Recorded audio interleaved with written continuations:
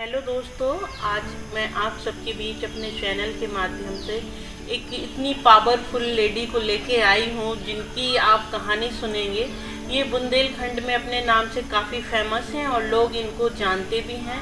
बहुत ही कम उम्र में इन्होंने अपनी जॉब को छोड़ा। जहाँ लोगों का सपना रहता था कि हम जॉब करें, पर ये जॉब के पीछे कभी भी नहीं भागी, बल्कि इनने अपने दिल की सुनी और आज ये बहुत ही अच्छी किसान की बेटी ना होते हुए भी बहुत अच्छे से किसानी कर रही हैं और ये जैविक खेती करती हैं। ऐसा जीवन जानना चाहते तो मैं बहुत ही सामान्य परिवार में पैदा हुई एक बेटी के रूप में, और पिताजी आर्मी में होने के कारण पिताजी की पोस्टिंग जब जबलपुर हुई तो हम लोग जबलपुर आ गए। मूलतः मैं उड़ीसा की हूँ, हम उड़िया परिवार में मेरा जन्म हुआ है और पिताजी की पोस्टिंग कारण हम जबलपुर आए और जबलपुर में ही हमारी कुछ परवरिश हुई, क्योंकि मैं भाई बहनों में छोटी रही घर में, इसीलिए।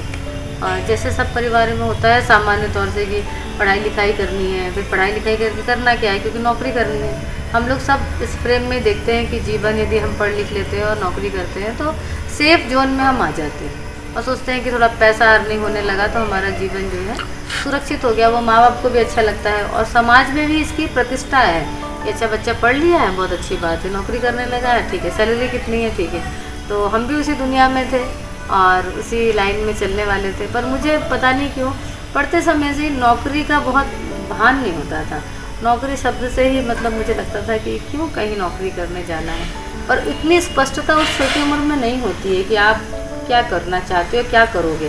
छोटी उम्र 20 साल, 18 साल, 22 साल, 23 साल, तो 23 साल के आसपास मैंने भी नौकरी का मेरा भी हुआ नवोदय स्कूल में, पर वो जो मुझे मन में था कि नौकरी नहीं करना है और फिर ज्वाइन करके मैंने उस नौकरी को छोड़ा भी। कितने वर्षों से आप खेती कर रही हैं? हाँ, मतलब सेवाग्राम आश्रम में मैं रही जब 4 साल, तब तो हम खेती में जाना हुआ, क्योंकि हम ऐसे परिवार में रहे जहाँ खेती हमको कभी खेत किए ही नहीं थे, क्योंकि किसान परिवार के तो हम हैं ही नहीं, शहर में ही पले बड़े हैं। तो सेवाग्राम जब पहली बार गई तब मैंने खेत में खुद जाके काम किया। हाँ, जब गांव में गए थे तब हमने खेत ज़रूर देखने लगे थे, तो काम करने का अनुभव जो हुआ सेवाग्राम आश्रम में जाके था।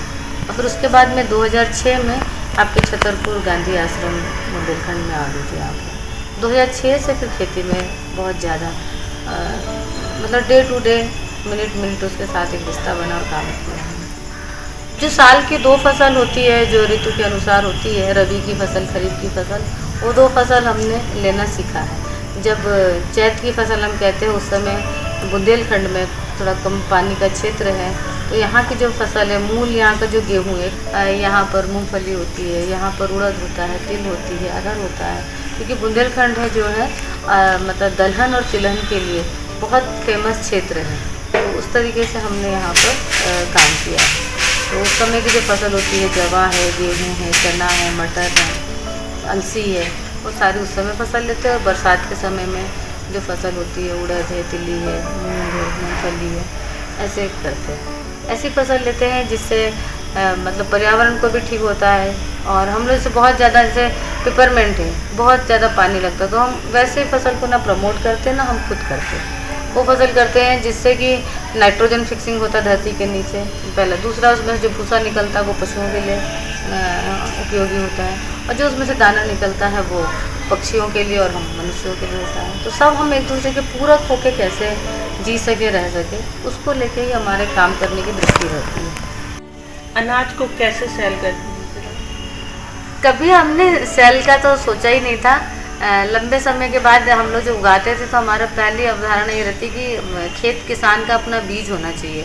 जब फसल आती तो हम बीज रखते हैं, उसके बाद हम इस आश्रम में रहते हैं तो आश्रम में अपने खाने पीने की व्यवस्था पूरी जो होती है, तो किसान को अपना भोजन भी रखना चाहिए। उसके बाद जो होता है उसको हम प्रोसेस, तो हम अपने खाने के लिए जब प्रोसेस करते थे तो हमारे कुछ मित्र लोग कभी आए तो साथ में भोजन किया तो उनको लगा कि तो बहुत अच्छा भोजन है, ऐसा किया। तो हमने कहा कुछ भी नहीं है, सहज ही हमने उगाया है और आश्रम का ही खा रहे हैं, मतलब बनाया है, तो उनको लगता हमको मिल सकता है क्या। फिर मुझे भी लगा कि यदि वो एक्सेस है थोड़ा तो लोगों के परिवार में जाए तो अच्छी बात है। तो कुछ लोगों का जो स्वास्थ्य भी गड़बड़ होता है और लेते हैं तो उनको स्वास्थ्य में भी आराम हुआ, तो ये सिलसिला थोड़ा चला ज़्यादा।